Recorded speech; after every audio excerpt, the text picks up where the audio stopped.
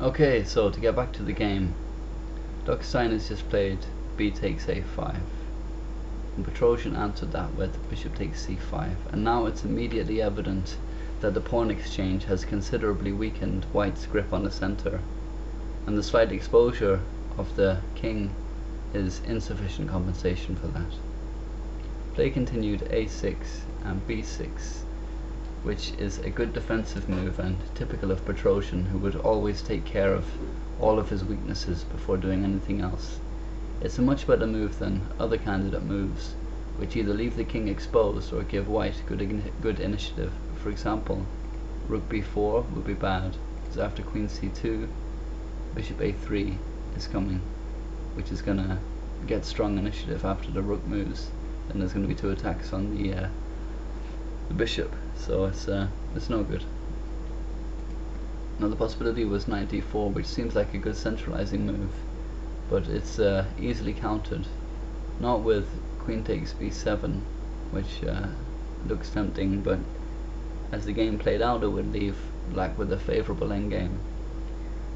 Instead, queen e3 is better, as it forces the knight to come back to e6, as it's attacked 3 times and only defended twice.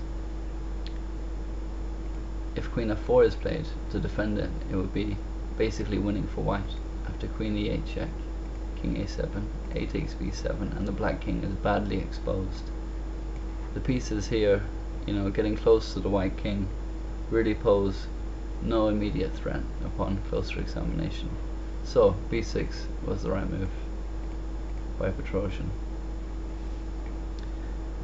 Then came rook e1, as the rook is going to be more useful on the e file, because it can support this knight coming to e4 or the bishop coming to e5, and that move is threatened straight away, which would pin the queen.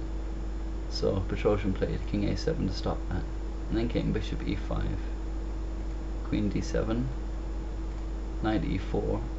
The knight's free to move now that the queen is gone from the h2 to b8 diagonal, and bishop d4. And here things really start to get tactical, and Petrosian plays the safest move, as you would expect from him. Other moves that look tempting, as say for example sacking the exchange in order to generate an attack with rook takes e4.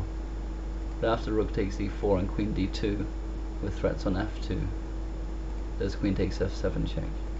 After king takes a6, queen c4 check, and after the king moves, the queen can go to f1 to defend that threat, and the sacrifice is refuted outright. Another possibility, instead of bishop d4, is queen d5, and after knight takes c5, queen takes c5. It's a fairly sharp continuation. Play might continue, for example, queen takes f7 check, and king takes a6, bishop to b8 with threats on a7, but even with those threats, rook takes a4 is probably okay, because if rook b1 with now mating threats on a7, then black can play rook b4, and after rook a1 check, king b5, queen a7, queen c4, and black is okay. His defense is fine here. There's not really any way into the king. But Petrosian probably didn't want to go into these somewhat risky variations and preferred to keep the position solid, as was his style. Anyway, the game continued after bishop d4 with g3, which is a tempting looking move, but there were stronger alternatives. For example, a5, where black would have to make some difficult decisions. The bishop is unprotected here, but it wouldn't be wise to take it. Stay with bishop takes e5, because then there's a takes b6 check, king a8, knight c5, bishop takes h2 check, king f1, queen d8, a7, which threatens b7, which is going to be very strong, bishop e5, and b7 check, king takes a7, and after this pawn queens, and queen takes b8, queen a3 check, king b6, rook b1 check, king c7, knight a6, and it's easily winning for white, so that's no good. So after a5, Petrosian would have to find a different defense. B takes a5 is another possibility, but not surprisingly it leaves the king too open. For example, queen b8 check, king takes a6, bishop takes d4, queen takes d4, rook b1, queen a7, and it's mate in 2 with queen c8 check, queen b7, and queen takes b7 mate. So that would be no good. A third possibility is king takes a6, but then there is queen d3 check, king b7, which is the only way to avoid mate, but it's terrible for black. After the knight sack, knight c5 check, and he's forced to give up the queen in order to stop the mate. So it's game over after bishop c5 check, queen d7, and it's completely winning for white. Another possibility after a5 was b5, but this is no good either.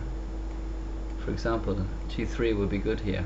After bishop takes e5, g takes h4, knight d4, queen a3, queen g4 check, knight g3, knight f3 check, king h1 is okay, because after knight takes e1, queen c5 check, king b8, queen b6 check, king c8, and it's the only way to stop the mate from the queen and the pawn on b7. And now the a pawn will queen, and white is winning. For example, queen takes c6 check, king d8, and a7, and there's no threats of checks along here from the queen, because this queen will recapture. Meanwhile, this pawn is going to queen. The safest defense after a5, which Petrosian surely would have played, was queen d5, and it leads to a lot of simplification, and it would almost definitely result in a draw. For example, queen takes d5, c takes d5, bishop takes d4, knight takes d4, a takes b6 check, king takes b6, knight c3, and it's almost certainly a draw. So Petrosian had an escape route even after the dangerous move a5.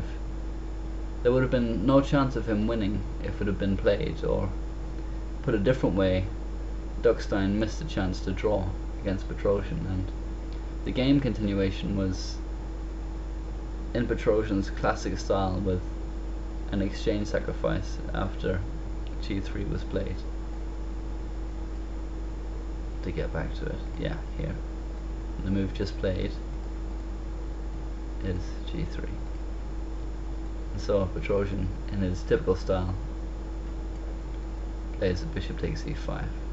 And now the whole nature of the position is of course changed. Petrosian loses material, but he gains strong central control, with pieces right in the center on the central squares in a few more moves' time, and it proves to be excellent compensation for the small material investment. After g takes h4, knight d4 attacking the queen, queen d1, and now there is no way to get into the black king, and so Duckstein is forced to play defensively. So then came queen d5. Okay, that's the end of part 3.